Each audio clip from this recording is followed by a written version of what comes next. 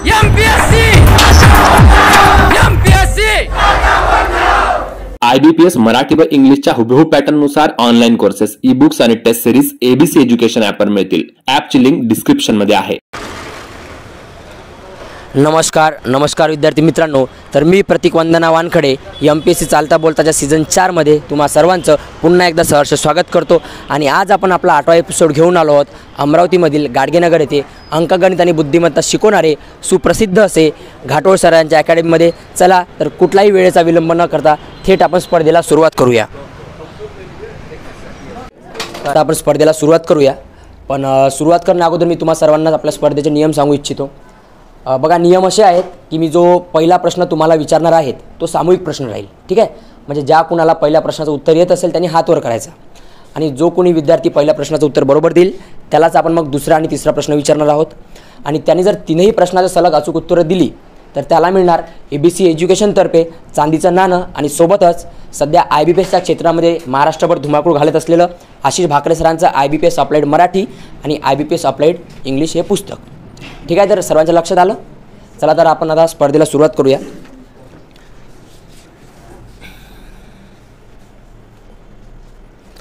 तर सर्वांसाठी पहिला सामूहिक प्रश्न आहे. मला सांगा, राजस्थानचे नवीन मुख्यमंत्री यांचं नाव काय? हात वर करा.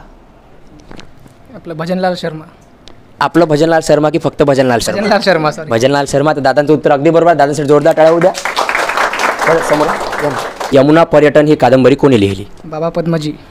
दादांनी बाबा पद्मजी असं उत्तर दिलं आहे. आणि तुम्हाला काय वाटतं उत्तर बरोबर आहे? तर दादांचं उत्तर अगदी बरोबर आहे. पुन्हा एकदा दादासाठी जोरदार टाळ्या उद्या. तर खेळ सुरू केल्यापासून फक्त 2 ते 3 मिनिटाच्या अंतरातच दादांनी दोन्ही प्रश्नाचं उत्तर बरोबर दिलं आहे आणि आपण चांदीच्या नाण्यापर्यंत येऊन पोहोचलो आहोत. तर दादा मला सांगा, आता तुम्ही 2 प्रश्नाचे उत्तर सलग दिलं आहे, तुम्हाला काय वाटतं तिसऱ्या प्रश्नाचं उत्तर तुम्ही देऊ शकाल? बघू काय वाटतं तुम्हाला? उत्तर द्या. प्रश्नांचे उत्तर दिल्यानंतर कसं वाटतं आता चांदीच्या नाण्यापर्यंत येऊन पोहोचल्यावर?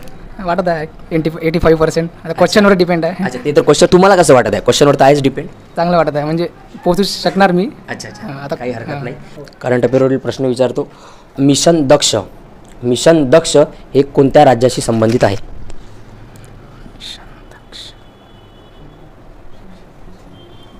कृपया ज्यांना उत्तर असेल फक्त हात वर करा. ठीक आहे, ऑप्शन नाही ना. एक सेकंड. हो,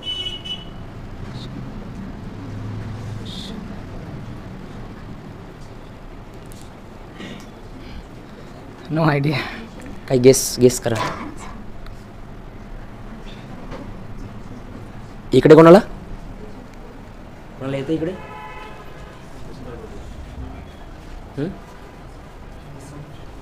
तर याचं उत्तर आहे बिहार. MPSC.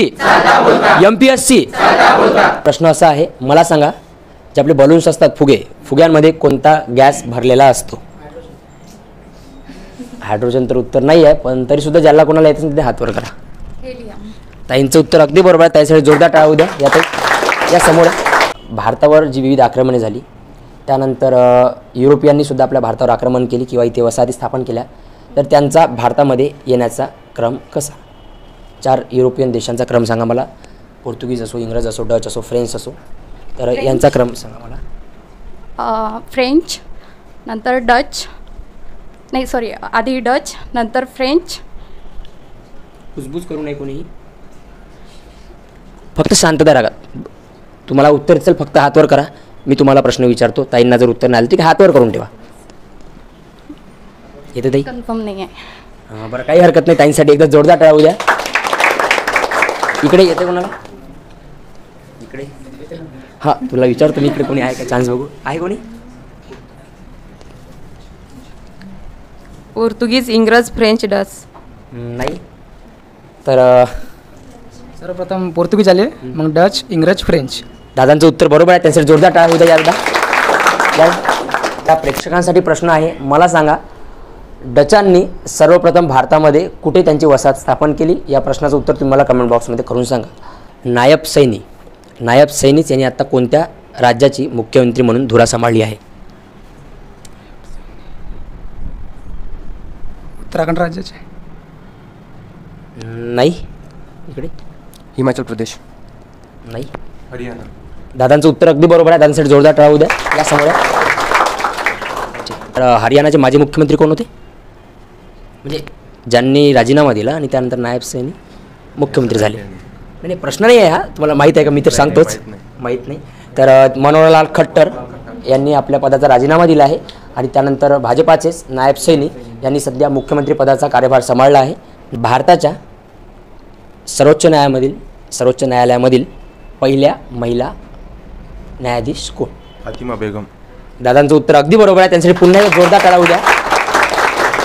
तर त्यांनी दुसऱ्या प्रश्नाचं सुद्धा अचूक उत्तर दिलं आहे.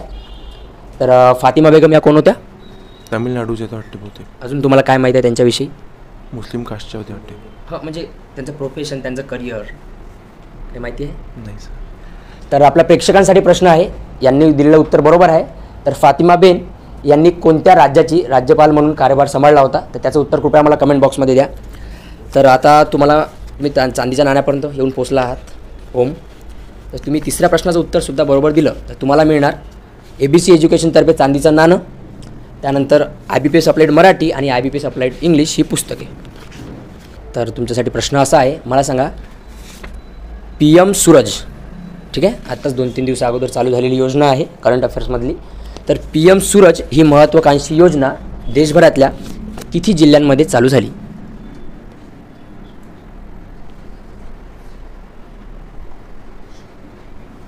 PM सूरज ही महत्त्वाकांक्षी योजना देशभरातील, म्हणतो मी, देशभरातील किती जिल्ह्यांमध्ये चालू झाली?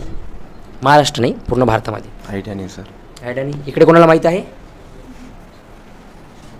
इकडे कोणाला येते उत्तर? नाही. तर त्याचं उत्तर आहे 525. तर देशभरातील 525 जिल्ह्यांमध्ये PM सूरज या महत्त्वाकांक्षी योजनेचं आत्ता 3 दिवसापूर्वी पंतप्रधान मोदींनी उद्घाटन केलं आहे आणि महाराष्ट्रामध्ये ही योजना 9 जिल्ह्यांमध्ये चालू झाली आहे. तर प्रेक्षकांसाठी प्रश्न आहे की ते 9 जिल्हे कोणते? कृपया मला तुम्ही कमेंट बॉक्समध्ये सांगा. सामूहिक प्रश्न घेऊया. मला सांगा प्रार्थना समाजाची स्थापना कोणी केली? बरोबर आहे उत्तर? ताईंचं उत्तर अगदी बरोबर आहे, त्यांच्यासाठी जोरदार टाळ्या होऊ द्या. या तर दादोबा पांडुरंग तरखडकर आणि आत्माराम पांडुरंग तरखडकर यांनी प्रार्थना समाजाची स्थापना 1867 साली मुंबई येथे केली. फकीरा ही कादंबरी कोणत्या लेखकाची आहे? आठवत नाही आहे. अच्छा, हिंट देऊ तुम्हाला मी. हिंट अशी आहे की त्यांना साहित्यरत्न म्हणून ओळखले जाते. ते एक शाहीर होते. आता यापुढे मी हिंट देऊ शकत नाही, आपला खेळ असल्यामुळे आपण हिंट वगैरे एखाद्या प्रश्नासाठी देऊ शकतो, त्यामुळे आपल्या प्रेक्षकांनी सुद्धा जास्त मनावर घेऊ नये. उत्तर येत असल्यात कमेंट बॉक्समध्ये उत्तर द्यावं. नाही येत आहे मला. अण्णाभाऊ साठे. ताईंचं उत्तर अगदी बरोबर आहे, जोरदार टाळा उद्या. या पुढे या. अण्णाभाऊ साठे जे आहे त्याचे लेखक, तर यांचं पूर्ण नाव आहे तुकाराम भाऊराव साठे आणि सोबतच त्यांनी वारणेचा वाघ असो, रानगंगा असो किंवा कृष्णाकाठच्या कथा असे विविध कादंबऱ्या त्यांनी लिहिलेल्या आहे. एशियन गेम्स, ठीक आहे, चायनामध्ये झाले. तर यामध्ये 5000 मीटर 5 किलोमीटरमध्ये सुवर्णपदक पटकावणारे महाराष्ट्राचे धावक कोण? कृपया कोणी उत्तर देऊ नये, हात वर करा, फक्त हात वर करा. इकडे कोणाला? इकडे मागे इकडे येते कोणाला? अविनाश साबळे. यांचं उत्तर अगदी बरोबर आहे, जोरदार टाळू द्या यांच्यासाठी. अरवली पर्वतातील पुष्कर दरीतून उगम पावणारी नदी कोणती? राजस्थानमधील अरवली पर्वत मधील पुष्कर यामधून उगम पावणारी नदी कोणती?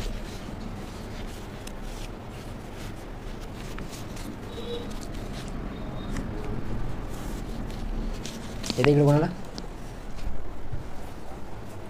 पुष्पावती. नाही. लुनी नदी. यांचं उत्तर अगदी बरोबर, जोरदार टाळा होऊया पुन्हा एकसाठी. थँक्यू. या समोर या. तर सलग तिसऱ्यांदा नाव आपलं? गजानन गजभार. तर गजानन हे सलग तिसऱ्यांदा आता चांदीच्या नाण्याच्या संधीपर्यंत येऊन पोचले आहे. तर मला अशी यावेळेसला खात्री आहे की ते चांदीचं नाणं नक्की पटावं. संस्कृत भाषेचा सर्वश्रेष्ठ व्याकरणकार म्हणून कोण प्रसिद्ध आहे? संस्कृत भाषेचा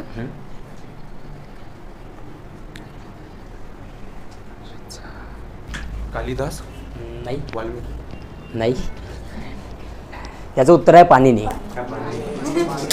सर्वांनाच माहीत होतं, फक्त ते तोंडावर येत नव्हतं. तर त्याचं उत्तर आहे पाणिनी. आणि मराठी भाषेचे पाणिनी म्हणून कोण प्रसिद्ध आहे?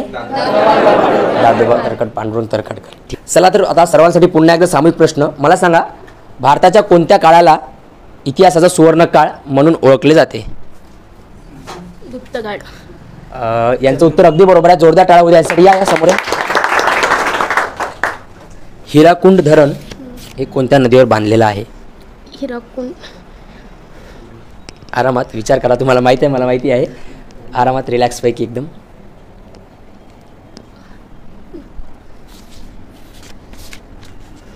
इकडे कोणाला माहिती आहे?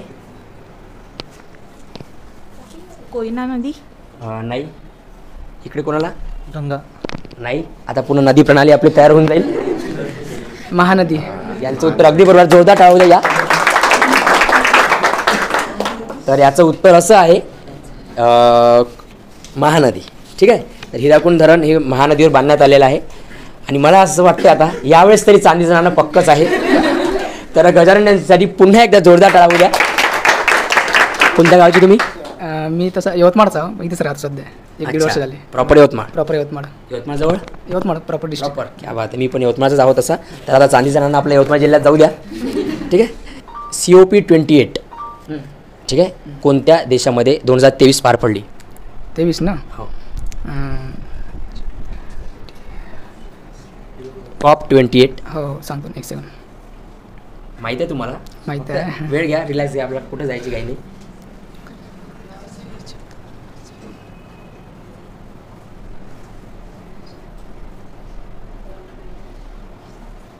एंजेलिस.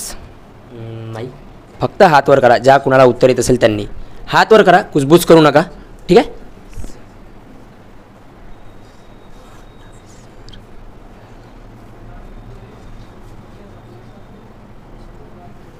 आठवत आहे पण म्हणजे कन्फ्यूज होऊ राहिलं. त्याच्या पहिलेच माहीत आहे, नंतरचंही माहीत आहे, पण 28 नाही माहीत आहे. सांगतो 1 सेकंड. 2 सेकंड घ्या. इकडे कोणाला येते? स्वित्झर्लंड. नाही.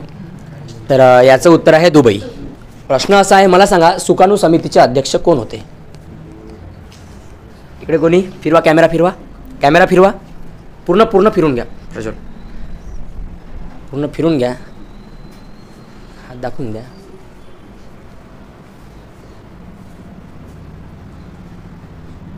पंडित जवाहरलाल. नाही.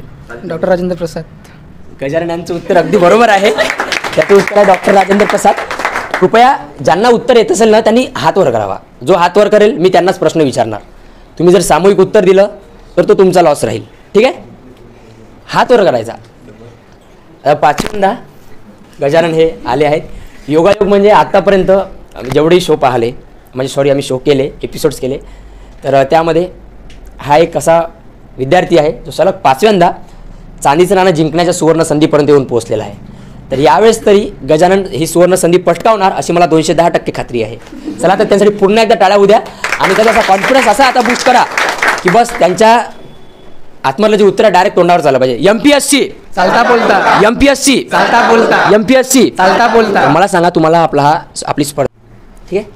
हां पुन्हा सांगा. असे खेळ असायला हवे अभ्यासासोबत म्हणजे मनोरंजनासहित पण अभ्यास होतो. क्या बात आहे, क्या बात आहे. आणि या म्हणजे शोद्वारे अजून म्हणजे नवीन भरपूर माहिती मिळते. नक्कीच. तर त्याचसाठी आपण हा शो घेतोय. सलग आपलं हे 4थं सीझन आहे. तर 4थ्या सीझनमध्ये आज मित्रांनो आपण अमरावतीमधील गाडगेनगर येथे अंकगणित आणि बुद्धिमत्ता शिकवणारे सुप्रसिद्ध असे आपले घाटोळ सर यांच्या अकॅडमीमध्ये आलो आहोत. 3ऱ्या सीझनमध्ये आपल्याला घाटोळ सरांनी स्पॉन्सरशिप दिली होती, परंतु यावेळेस आपला ABC एज्युकेशनने स्पॉन्सर केलं आहे.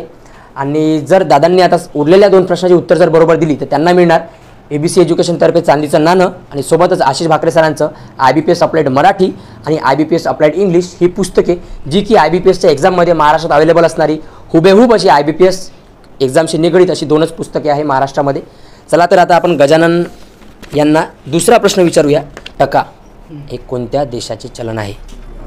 उत्तर कोणीही देऊ नये. बांगलादेश. दादांचं उत्तर अगदी बरोबर आहे. जोरदार टाळ्या देण्यासाठी. आता फायनली पुन्हा पहिल्या फेरीसाठी ते 5 वेळा पात्र झाले. 5व्यांदा ते समोर आले, परंतु चांदीच्या नाण्यासाठी कितव्यांदा समोर आले? दुसऱ्यांदा चांदीच्या नाण्यासाठी हे पात्र झाले आहेत. त्यांनी फेरी 2 जिंकली आहे पहिली. तर त्यांसाठी पुन्हा एकदा जोरदार टाळ्या उद्या. फक्त कृपया कोणीही उत्तर देऊ नये. फक्त हात वर करा. ठीक आहे. नाही तर कसं तुमच्यामुळे त्यांची संधी हुकून जाईल चांदीचं नाणं जिंकण्याची. ठीक आहे, चला तर आता आपण त्यांना फायनल प्रश्न विचारूया आणि यावेळेस 100% चांदीचं नाणं पटकावतील अशी मला खात्री आहे. तर पुन्हा एकदा त्यांचा आत्मविश्वास वाढवण्यासाठी MPSC चालता बोलता. चला तर आता चालता बोलता प्रश्न विचारूया त्यांना. लोकटक हे गोड्या पाण्याचे सरोवर भारतातील कोणत्या राज्यामध्ये आहे? मणिपूर. क्या बात आहे, दादासाठी जोरदार टाळ्या होऊ द्या. तर अजून वाढवा टाळ्यांचा आवाज वाढवू द्या कडकडाट. कारण की पाचव्यांदा दादा फेरीसाठी पात्र होऊन शेवटी त्यांनी चांदीचं नाणं पटकावलं आहे आणि सोबतच ABC एज्युकेशनतर्फे चांदीचं नाणं आणि IBPS अप्लाइड मराठी आणि IBPS अप्लाइड इंग्लिश ही पुस्तके त्यांनी जिंकलेली आहे. तर मला सांगा आता तुम्हाला कसं वाटत आहे? आता चांगलं वाटतंय, म्हणजे छान वाटतंय. आता मला एक सांगायचं आहे म्हणजे कसं बा, आता मी 5व्यांदा इथं आलो, म्हणजे 5 वेळा प्रयत्न करून इथं आलो आणि हे म्हणजे आता चांदीचं नाणं जे काही आहे समजा ते भेटलं. तर मला हे सांगायचं आहे की बा प्रयत्न सोडू नका, कोणत्या पण प्रयत्नात म्हणजे यश येईल सांगता नाहीत, म्हणून प्रयत्न सोडू नका. आपला जो अभ्यास आहे तो जोरदार चालू आहे. आणि दादांना प्रॅक्टिकल अनुभव आज इथे आलेला आहे त्या गोष्टीचा. तर ज्या प्रकारे गजानन यांनी चांदीचं नाणं पटकावलं आहे त्याच प्रकारे येणाऱ्या काळात येणारी पोलीस भरती कंबाईन राज्याच्या ज्याही परीक्षा दादा अभ्यास करत असेल ती सुद्धा त्यांना लवकरात लवकर मिळावी अशी आम्ही देवाकडे प्रार्थना करतो. आणि तर आता आपण आपल्या अकॅडमीचे संचालक श्री घाटोळ सर यांना अशी विनंती करतो की त्यांनी गजानन यांना चांदीचं नाणं आणि तसेच आशिष भाकरे सरांचं IBPS अप्लाइड मराठी आणि IBPS अप्लाइड इंग्लिश हे पुस्तक त्यांना द्यावं. चला तर मित्रांनो, आता आपल्या दुसऱ्या चांदीच्या नाण्यासाठी आपण आपला खेळ पुढे चालवूया. महाराष्ट्रातील पहिले वर्तमानपत्र कोणते? दर्पण. दर्पण असं यांनी उत्तर दिलं. काय वाटते उत्तर बरोबर आहे? तर उत्तर अगदी बरोबर आहे. त्यांच्यासाठी जोरदार टाळ्या उद्या या पुढे या. तर 6 जानेवारी 1832 बाळशास्त्री जांभेकर यांनी दर्पण हे वृत्तपत्र काढलं होतं आणि त्यांचा जो हा 6 जानेवारी जो दिवस आहे तो आपण कोणता दिवस म्हणून साजरा करतो? पत्रकार दिवस म्हणून साजरा करतो. न्यूट्रॉनचा शोध कोणी लावला? ॲटममधील प्रोटॉन, न्यूट्रॉन, इलेक्ट्रॉन राहते. न्यूट्रॉनचा शोध कोणी लावला? कोणत्या शास्त्रज्ञाने लावला? एक सेकंड. हो, इथे इकडे मुलींमध्ये कोणाला माहिती आहे?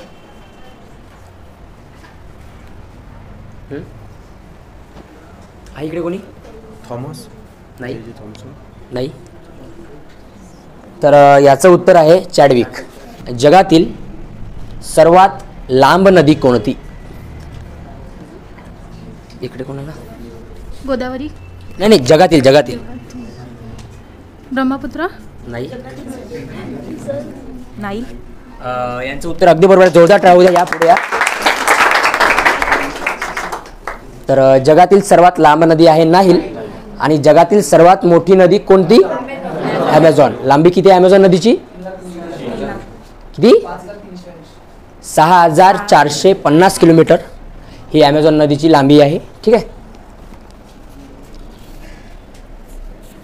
तसेच प्रेक्षकांसाठी प्रश्न आहे की ॲमेझॉन नदीला काय म्हणून ओळखले जाते? याचं उत्तर कृपया मला कमेंट बॉक्समध्ये सांगा. The rise of Maratha power हा ग्रंथ कोणी लिहिला?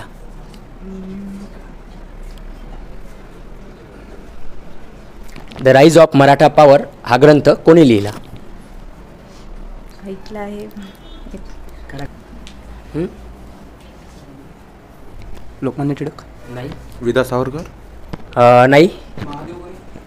महादेव कोरे. नाही. महात्मा गांधी. नाही. आता पूर्ण आपल्या समाजसेवकांची लिस्ट इथे तयार होऊन जाईल. तर त्याचं उत्तर आहे न्यायमूर्ती रानडे. हिमोग्लोबिनमुळे रक्तात कशाची मात्रा वाढते? कृपया कोणीही सामूहिक उत्तर देऊ नका, फक्त हातवर करा. तांबड्या पेशीची. नाही. Red blood cells. नाही. इकडे कोणाला? तर त्याचं उत्तर आहे ऑक्सिजन. मंगल पांडे यांना कोणत्या दिवशी फाशी देण्यात आली? कृपया याचं उत्तर मला कमेंट बॉक्समध्ये सांगा. मला सांगा, पुन्हा एकदा इतिहासाचा प्रश्न आहे सर्वांसाठी, कॉमन प्रश्न, की सतीबंदीचा कायदा कोणी संमत केला? त्या इंग्रज अधिकाऱ्याचं नाव सांगा मला. हात वर करा. Lord Dalhousie. नाही. इकडे कोणाला? Lord Ripon. नाही. Lord Bentinck. यांचं उत्तर अगदी बरोबर आहे. जोरदार टाळू द्या. या पुढे या. कोणाचा गुरु नाही आणि माझा कोणीही शिष्य नाही असे उद्गार कोणी काढले आहे? महाराष्ट्रातील, जगातील, भारतातील संत होऊन गेले आहेत. तथागत भगवान गौतम बुद्ध. नाही नाही.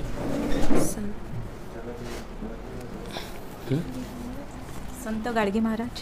यांचं उत्तर अगदी बरोबर आहे. जोरदार टाळ्या होऊ द्या. या पुढे या. तर आपल्या अमरावतीचेच संत गाडगे बाबा ज्यांनी संपूर्ण मानवजातीला स्वच्छतेचा संदेश दिला.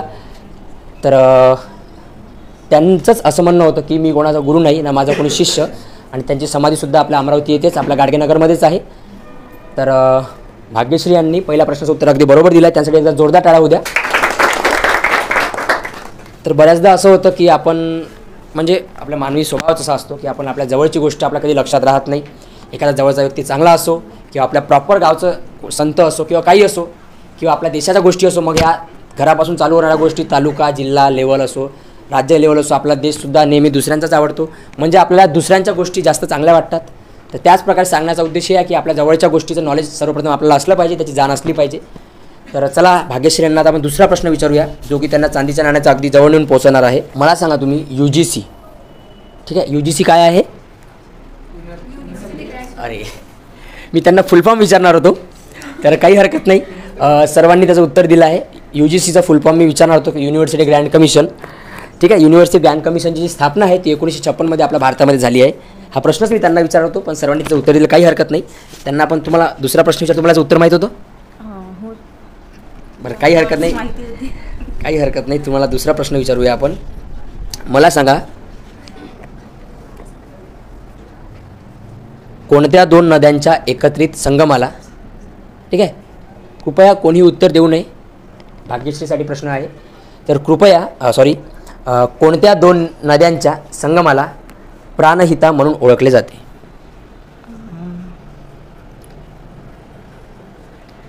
गंगा कृष्णा. नाही सर हिंट. हिंट तर महाराष्ट्रातल्या नद्या आहेत दोन्ही. गोदावरीच्या उपनद्या आहेत. गोदावरीच्या उपनद्या आहेत का गजानन? जो मी प्रश्न विचारला आहे त्या दोन्ही नद्या गोदावरीच्या उपनद्या आहेत का? गजाननचा भूगोलाचा अभ्यास चांगला आहे त्यामुळे मी त्यांना प्रश्न विचारला आहे. Sorry sir. तर याचं उत्तर आहे वर्धा आणि पैनगंगा. तर वर्धा आणि पैनगंगा याच्या एकत्रित संगमाला प्राणहिता असं म्हणून संबोधले जाते. तर धन्यवाद. CEO कोण आहेत नीती आयोगाचे?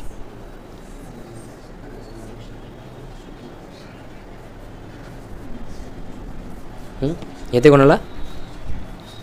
शुक्ला. नाही सर सुब्रमण्यन कोणतरी बरोबर आहे यांचं उत्तर. तर BR सुब्रमण्यम या पुढे या. नीती आयोगाचे सध्याचे CEO आहेत. MPSC.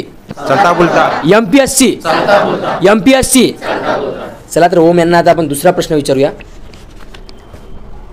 मला सांगा तुम्ही आत्ताच ऑस्कर 2023चे अवॉर्ड जाहीर झाले आहे. तर त्यामध्ये सर्वोत्कृष्ट दिग्दर्शक म्हणून कोणत्या चित्रपटाच्या दिग्दर्शकाने ऑस्कर पटकावला आहे? नाही, चित्रपटाचं नाव काय? ऑस्कर 2023 भारतातला आहे का सर? नाही, आत्ताच काल परवा ऑस्कर अवॉर्ड जाहीर झाले आहे.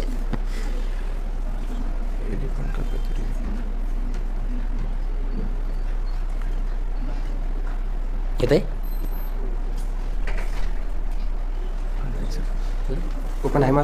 यांचं उत्तर अगदी बरोबर आहे. जोरदार टाळ होता त्यांच्यासाठी. तर ऑस्कर अवॉर्ड आत्ता 2 दिवसा अगोदर जाहीर झाले आहेत आणि त्यामध्ये 14 अवॉर्ड्सपैकी 8 अवॉर्ड्स एका चित्रपटाने जिंकलेले आहे आणि त्याचं नाव आहे ओपनहायमर.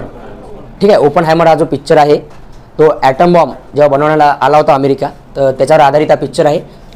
आणि त्याचे जे ॲक्टर आहे सिविल मर्फी यांना सर्वोत्कृष्ट अभिनेता, ठीक आहे, म्हणून सुद्धा अवॉर्ड मिळालेला आहे.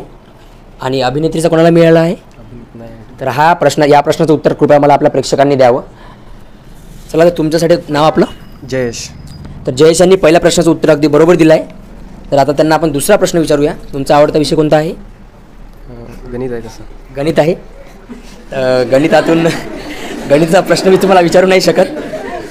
अर्थातच नक्कीच जेव्हा आपण काय म्हटलं सोडवायला आवडते, गणित सोडवायला आवडते.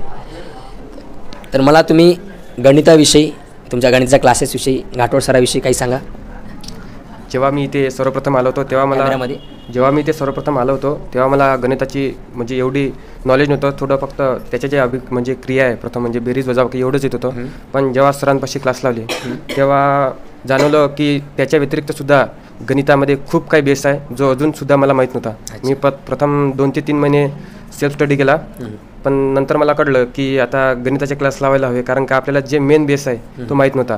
परंतु जेव्हा सरांकडे क्लास लावले तेव्हा कळलं की बेरीज वजाबाकी याच्यापेक्षा सुद्धा खूप मोठा बेस आहे गणिताला.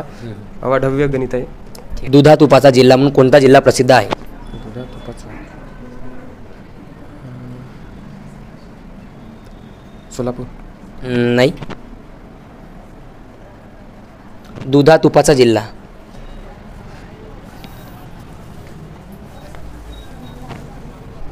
धुळे जिल्हा. यांचं उत्तर अगदी बरोबर आहे. जोरदार टाळ्या होऊ द्या यांच्यासाठी. या पुढे. आणि आपल्या प्रेक्षकांसाठी प्रश्न आहे की सर्वाधिक महाराष्ट्रामध्ये दुधाचं उत्पादन कोणत्या जिल्ह्यात घेतलं जाते? सार्वजनिक सभेची स्थापना कोणत्या साली करण्यात आली होती? 1929. नाही. इकडे कोणाला येते? 1931. नाही. तर याचं उत्तर असं आहे 1870 साली सार्वजनिक काका यांनी सार्वजनिक सभेची स्थापना केली होती. आणि त्यांचं पूर्ण नाव काय आहे कृपया हे मला प्रेक्षक आपल्या कमेंट बॉक्समध्ये सांगतील.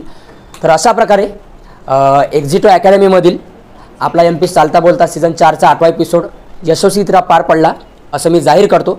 आणि सोबतच आपल्या आजच्या शोचे विनर गजानन यांचंसुद्धा मी त्यांना शुभेच्छा देतो. ज्या प्रकारे त्यांनी आज त्यांचा खेळ दाखवला. 5 ते 6 वेळा त्यांनी पहिल्या प्रश्नाचं उत्तर बरोबर देऊन अपयशावर अपयश येऊनसुद्धा त्यांनी शेवटी यशाचा मार्ग गाठला.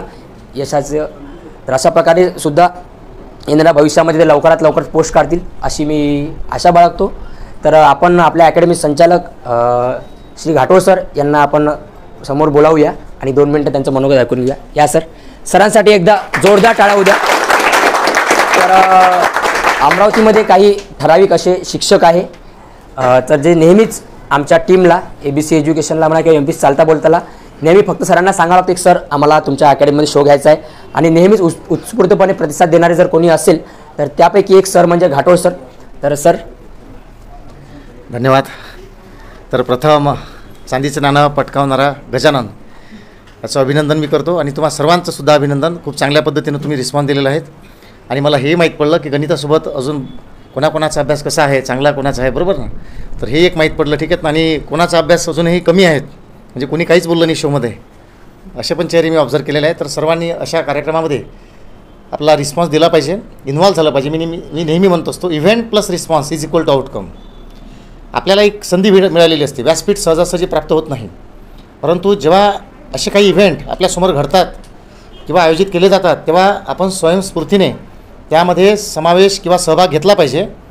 कारण आपल्याकडे संधी चालून आलेली असते. ठीक आहेत ना. काही लोकांनी हात वरतं केले पण मागच्या मागं केले किंवा असं करून टाकलं. ठीक आहेत ना. तर आपण प्रमोट केलं पाहिजे स्वतःला. लक्षात घ्या. काय होणार आहे? चुकेलच ना. चूक होणार. ठीक आहे ना. याच्या पलीकडे काय होणार का? नाहीत. लक्षात घ्यायचं. काय असतं माहिती आहेत का? जेव्हा शून्य असतो, जेव्हा परिस्थिती शून्य असते तेव्हा आपण ती शून्य आहे असं न म्हणता समजून घ्या. माझ्याकडे उदाहरणार्थ हा एक अच्छा आता हे वस्तू आहे रिमोट.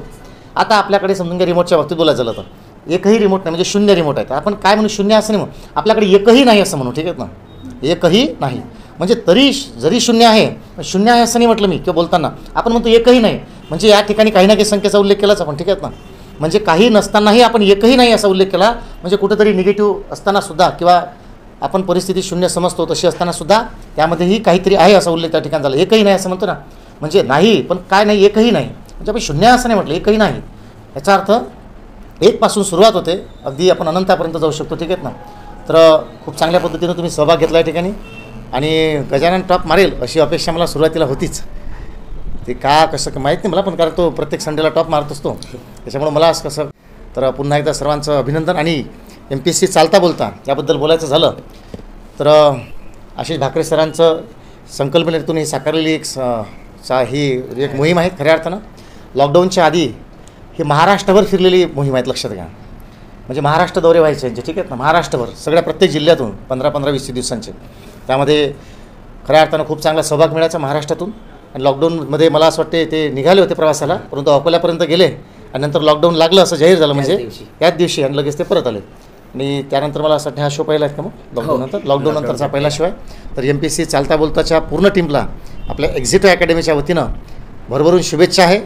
त्यांची ही मोहीम, त्यांचं ही कार्य अविरत असं चालू राहो आणि या माध्यमातून का होईना जे स्पर्धा परीक्षेला जे खऱ्या अर्थानं पोषक वातावरण लागतं ते यांच्या माध्यमातून खूप चांगल्या पद्धतीने तयार होतं. अनेक घटकाचा त्यामध्ये सहभाग असतो, हे आपण लक्षात घेतलं पाहिजे. आणि नक्कीच अमरावतीचं नाव स्पर्धा परीक्षेमध्ये वर नेण्यासाठी किंवा टॉपला ठेवण्यासाठी त्यांचासुद्धा खूप मोठा एक मोलाचा वाटा आहे आणि असाच वाटा त्यांचा नेहमी राहो हीच त्यांना शुभेच्छा. तसेच त्यांच्याकडून आपण अपेक्षासुद्धा ठेवू शकतो की अमरावतीचं नाव ते नक्कीच महाराष्ट्रभर गाजवतील. धन्यवाद. Thank you sir. सरांसाठी आणि आपल्या अकॅडमीसाठी एकदा जोरदार टाळ्या. जाता तर मला आपल्या प्रेक्षकांना सांगायचं आहे की बघा मित्रांनो, जे आपण पुस्तक आशिष भाकरे सरांचं IBPS अप्लाइड मराठी आणि IBPS अप्लाइड इंग्लिश हे पुस्तक आपण विजेत्यांना ट्रॉफी म्हणून देतो. ते जर पुस्तक तुम्हाला तुमच्या जिल्ह्यामध्ये लागत असेल तर प्रत्येक बुक स्टॉलवर ते अवेलेबल आहे आणि ते कुठे अवेलेबल आहे याची माहिती डिस्क्रिप्शनमध्ये दिली आहे. आणि तुम्हाला जर सुद्धा तुमच्या जिल्ह्यामध्ये तुमच्या लायब्ररीमध्ये अकॅडमीमध्ये शो घ्यायचा असेल तर कृपया तुम्ही आम्हाला तुमचा ॲड्रेस, पत्ता आणि कॉन्टॅक्ट नंबर कमेंट करा. आम्ही नक्कीच तुमच्या इथे येऊन शो घेऊ. तर MPSC